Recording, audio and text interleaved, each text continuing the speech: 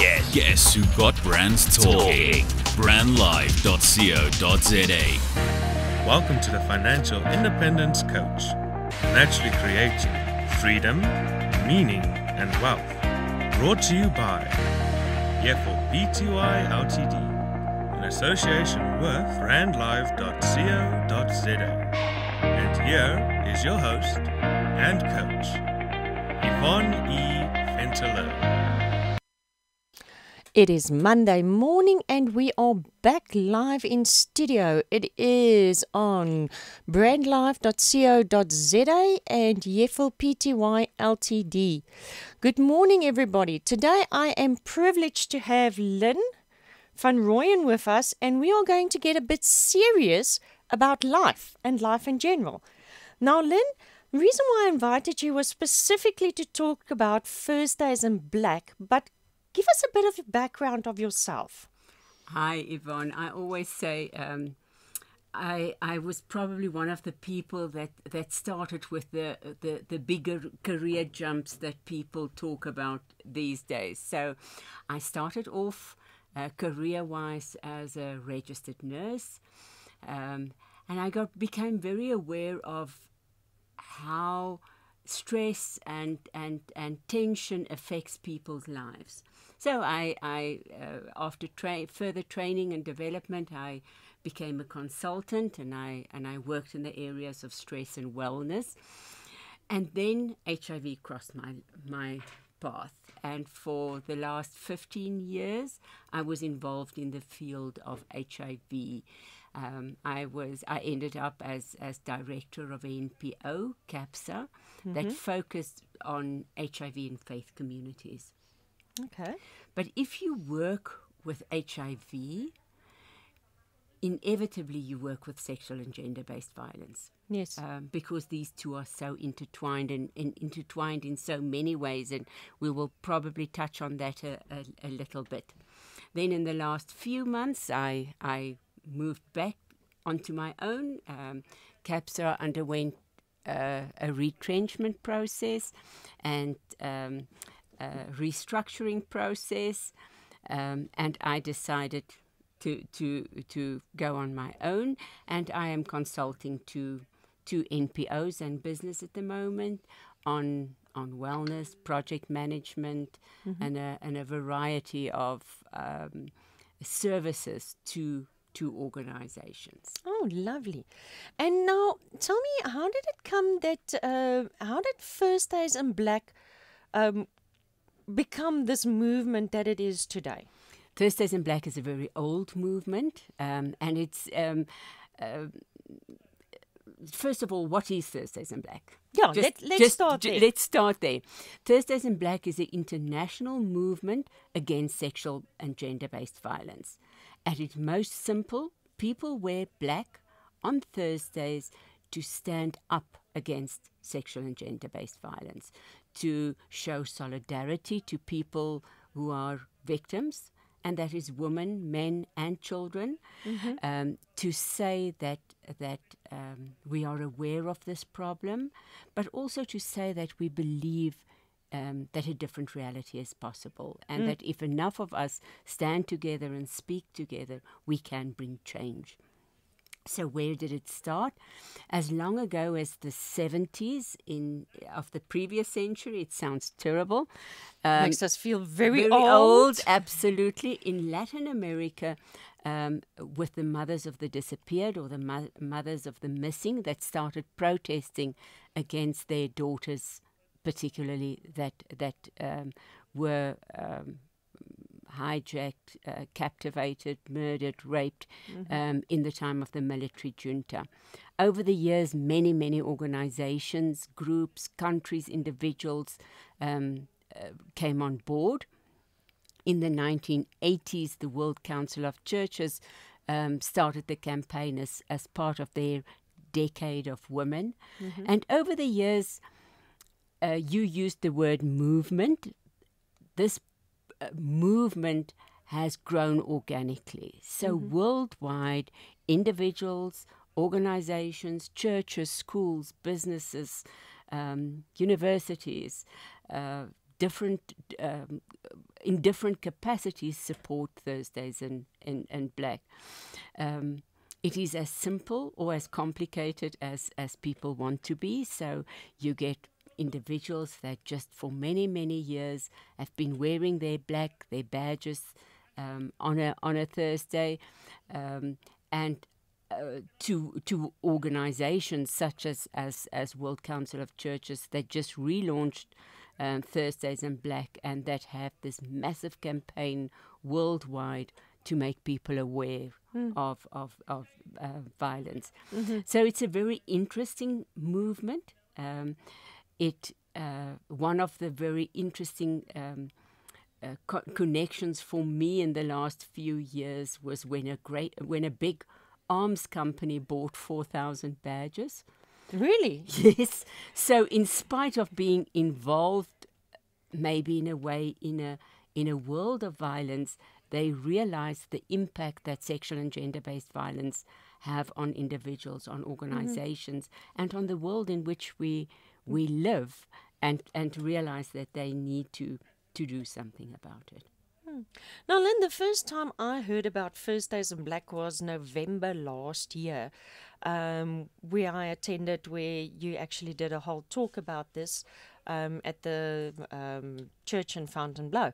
But before that, I never knew about Thursdays in Black. And I went through my own abuse in my childhood, abusive first marriage, and I didn't know these things were out there, that the support is out there for us as previously abused victims. Absolutely. I think worldwide, with the Me Too movement in Hollywood, and with various campaigns, and I'll talk about a few a bit later, people are waking up. And that's wonderful. To know that there's a greater awareness, and that women particularly, but also men that have been abused, are getting to the place where it's okay. I think for so many years there was so much shame and so much stigma related to abuse. It. You know, if you going back to my own history, if you just said the word, I think I'm being abused, it was like this whole taboo subject. You don't talk about it. Absolutely, and that's why we repeatedly victimize victims. That people get made to feel that they did something wrong. Yes. It was your fault. Yes. One of the memes in the field at the moment is this little picture that we all know well of. Her dress was too short. What was she wearing? What did she drink? Where was she? So for many years we have made the victim the perpetrator. Yeah, the one that gets accused for the reason why it's happened. Yes, and the meme then carries on. If you see someone in a short skirt, don't rape. If you see someone who is drunk, don't rape. So it's not the fact that there's nothing that someone can do or how someone can act that justifies them being abused. Exactly. So we have got a shift to saying the problem is not the abused victim. What is the young girl doing? And one of the other memes that I saw on the weekend is it is not my burqa, it is not my night dress, it's not my diaper that makes me vulnerable, because we know that even babies are raped. So Yes. Sexual abuse and violence is never the victim's fault. And it's only now as if the whole world is waking up to this whole process that, it's not their fault. We need to look at the person who actually inflicted the violence. Exactly. And then we need to look at our society and the way in which our society creates the environment and the conditions allowing that. The fact that perpetrators are not brought to book. The fact that we talk about rape culture. The fact that it is okay to say, boys will be boys. It is okay when a guy pulls a young teenage boy pulls a girl's bra strap. It's okay if the boys in the varsity cafe sit and give the girls marks as they work past. It's But okay. all of that leads to Absolutely. the next step and the next step and the next step. And all of that leads to the dehumanizing of a person. That refers me back to a little story that you told us. I can't remember if it was in the talk with the ladies group or actually in the church talk, where you referred that back to the event in Rwanda, where they dehumanized the people by saying it's easier to kill a cockroach than to kill a human. That's So right. In this the Rwanda genocide, the Hutus and the Tutsis, the Hutus started referring to Tutsis as cockroaches. Mm-hmm. And when you ask people in Rwanda, but how could it happen, that was their answer. It is hard to kill a human. It is easy to step on a cockroach. And that is what happens in our society when patriarchy becomes the norm, where men is seen as more important as women, when we do not view, and here my religious background becomes clear. If you go to Genesis 1, the Bible right in the beginning says, God created mankind, male and female, of man and woman, in his image. To be equal. In his image. So a woman is as much in the image of God as a man. And even to go a step further, the image of God is only reflected in man and woman together, in the totality. But we have got in our society and through unhealthy power structures to the point where a woman is seen as less, salary-wise, power-wise, leadership-wise, decision-making-wise, and I believe also often from our religious perspective, we encourage and empower that. And the moment someone is viewed as lesser, then power abuses happen. And that's generally why sexual violence takes place, because the abuser is in a power position. Absolutely. Sadly, yes. And that is why when you address gender-based violence, if we don't, my friends at World Council of Churches just use the term toxic masculinity. And if we don't start addressing toxic masculinity, then we can't address this problem. So if we don't get to the point where we say to be a man does not necessarily mean to be the bullying, powerful, not showing emotion. I'll make and break it my way. Yes. That is not what a healthy man is. And one of the very simple things is how easily we say to a boy, real men don't cry.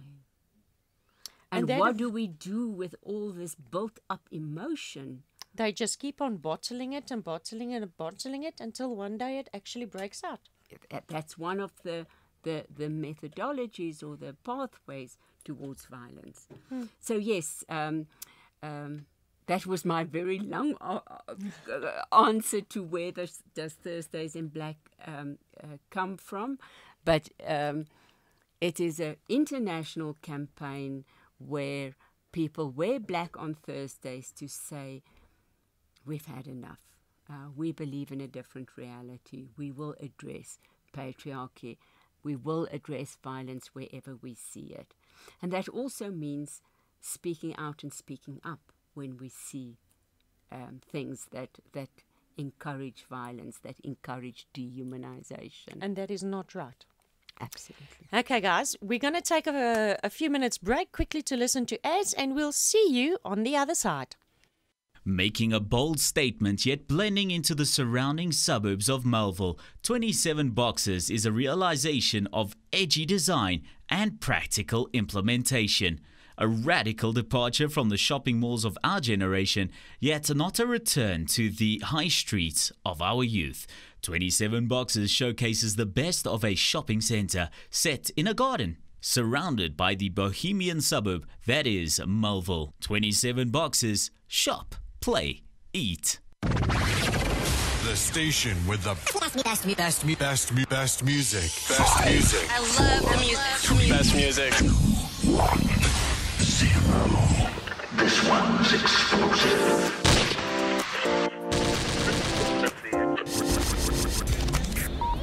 brandlive.co.za. Lunatic, 'cause I do what I want, and I get what I want when I want it. You know life can be so ordinary. Boy meets girl, they settle, make a baby. brandlive.co.za. You're listening to brandlive.co.za. And we're back. You're listening to brandlive.co.za for the streamers and for the Yeffel PTY subscribers on YouTube. We are talking today to Lyn van Rooyen from First Days in Black. Lyn, before the ad break, we spoke about where First Days in Black come from. Today, First Days in Black has literally become a movement across universities, churches, schools, and so forth. But very few people actually know it exists. That's always a complicated thing when you talk about movements. A movement grows organically. Mm-hmm. So from when I heard about it for the first time in 2012, I literally know of thousands of people worldwide that joined the campaign. But it is a movement. It is not an organization. It does not have a structure or a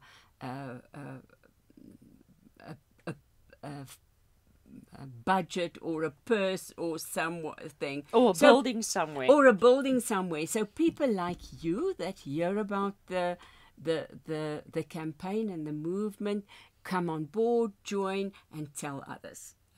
I find that when I wear my badge and my black on a Thursday, and literally my husband and I wear black wherever we go on a Thursday. I remember a few years ago, both Christmas and New Year were on Thursday. Were on Thursdays, and we were in black on both events. The one we were on the beach, but we're in black, and that opens discussions. People ask me, so what's all this about? And I've had profound discussions on a hotel stoep in Karlitsdorp and on at the petrol station where I put in my fuel on a Thursday morning, and when booking in on the airline, when someone said to me, but my daughter's being abused, what should I be doing? So it's not known because we don't talk about it enough. And the opportunities like this is wonderful to have more people come on board and become informed. Be informed and become involved. Absolutely. Now, Yeffel has now also is in the process of becoming a partner with First Days in Black. How can others go ahead and become a partner to get the message out to those that need it the most? Well, as simple as just wear black, order a badge if you can. If you can't, or you're too far, or whatever, print your own. But just wearing all black on a Thursday already, people start noticing.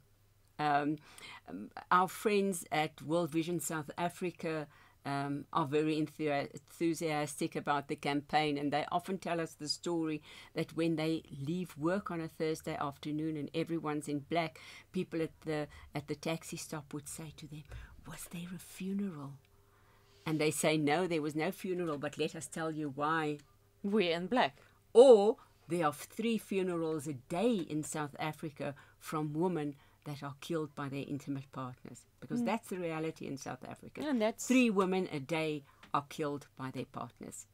And that's such a sad statistic. That's a horrific statistic. What people can do is CAPSA, the organization I previously worked for, developed a website with support material and resources, and recently transferred it to We Will Speak Out, which is an international coalition of faith-based organizations responding to sexual and gender-based violence.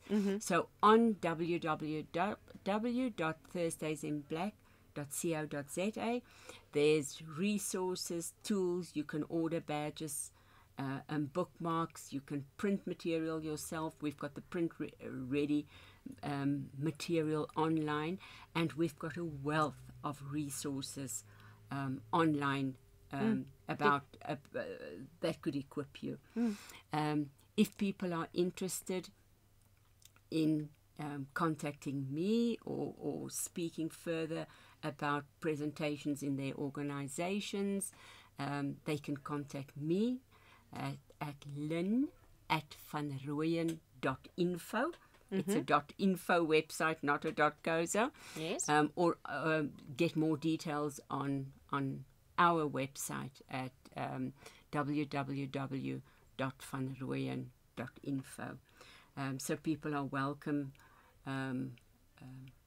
to discuss ways in which their organizations or they individually can become involved with the campaign. Now, Lyn, just before the show, we also spoke about one person referred me to a website, and you showed me the SMS line where people can actually send an SMS to, and they will then receive information of the closest caring facility in a scenario where you have been violated sexually. Right. Yeah. Health News has created a very valuable tool that people can go onto using a USSD code, and I'm going to mention the code. It is *134 *1994 *1#. Repeating it, *134 *1994 *1#. And if you go onto the USSD, you can, in a variety of South African languages, English, Sesotho, Venda, isiZulu, Setsonga. You don't need airtime or Wi-Fi to use this service, and you can find out where the closest center is to provide services. There's also an online version from the Health website. It's health-e.org.za /survivor-support. And there online you can say where you are, and the nearest facility will come up. And I believe this USSD code should be on all our phones, because sadly we never know when ourselves or someone else needs a service. And you can't start scratching around in a crisis when you want to try and figure out where to get help. It must be like in case of an emergency, Yes. a ICE number saved on our your phones. Absolutely. So I've got survivor support saved onto my phone so that I can just press a button and find out where to get help. There's really a growth in services. sadly, many of the NGOs struggle with resources, but there are increasingly services. You mentioned Tears. Maybe you want to say something about this? Tears.co.za. That was one of the links that was posted to my advertising about this show, which also provides support, resources. Looked by quick squiz, it looked like they also provide counseling sessions for victims. Yes, so there's increasingly services being provided, and organizations and individuals providing support and services that is easy to access. Now, my field of study specifically is the psychological impact of these past experiences. Now, from your experience working with CAPSA, with HIV, and your years working with First Days in Black, you've also mentioned a couple of sites where you've read postings and the impact those posts had on you. How does, from a observer's point of view, can you say, does this affect an individual moving forward with their life, their decisions? Well, in so many ways, and that's where the link with HIV comes from, is that in the early years working with HIV, I thought the link was the obvious and direct one. If you are raped, it's often violence, there's often blood and wounds, so you've got entry points for HIV. Research has told us it's much more complicated, and that someone that has ever faced abuse in their life has double the risk of HIV, and that's because of what abuse does to your mind. Where people have lower self-esteem, where they make poorer choices, where they are more prone to depression and anxiety, where they are more likely to abuse alcohol or drugs to numb the pain of what has happened to them. So if we don't deal with the effects and the pain of abuse, we perpetuate it in so many different ways. I mean, people often...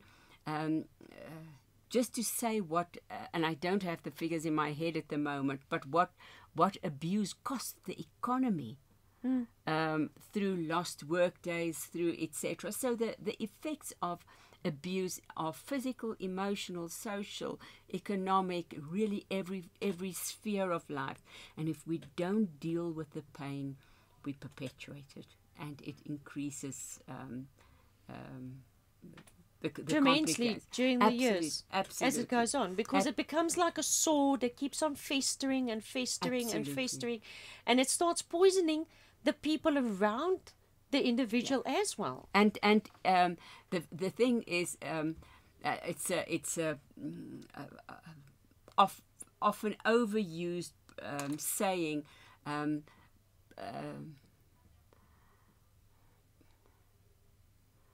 Pain not transformed is transmitted.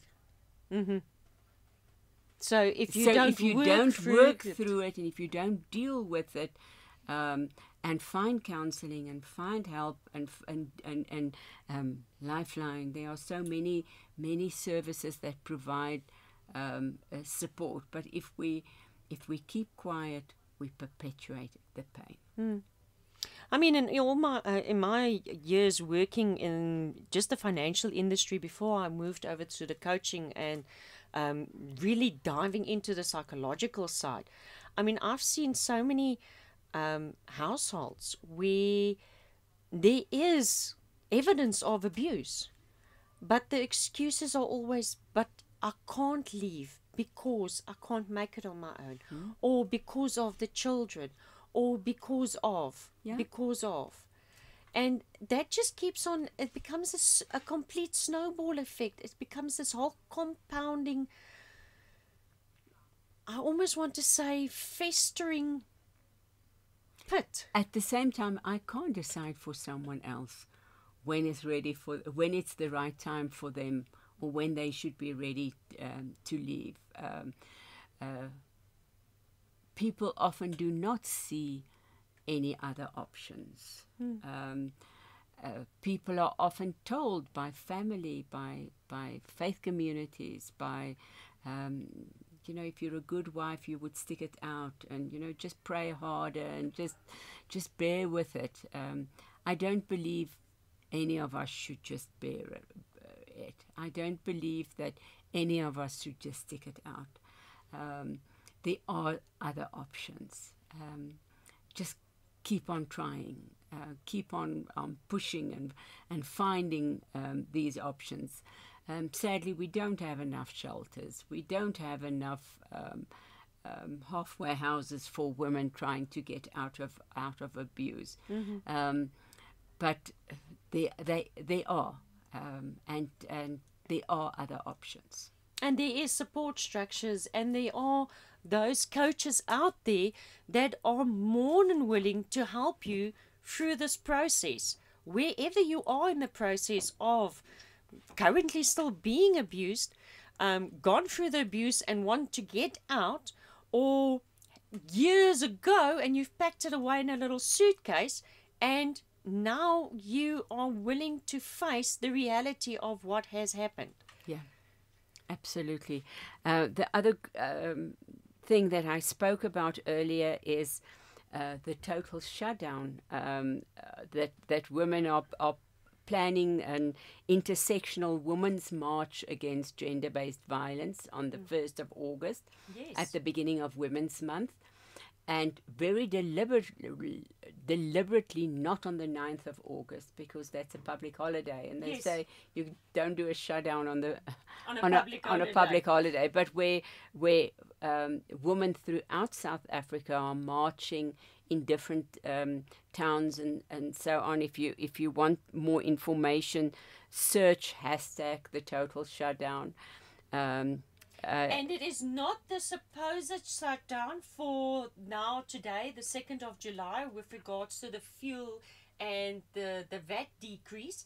This is a total shutdown for gender-based violence. Yeah, and there will be marches, as I say, in all our main centres, but also in local communities and villages throughout the country, where women says, and one of the cries is, "My body is not your crime scene."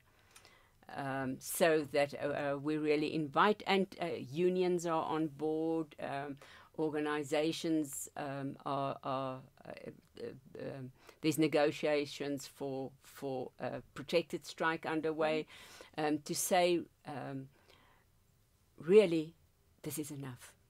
Enough is enough. Enough is enough. My body is not your crime scene. We live in a country with so many layers of trauma. Mm.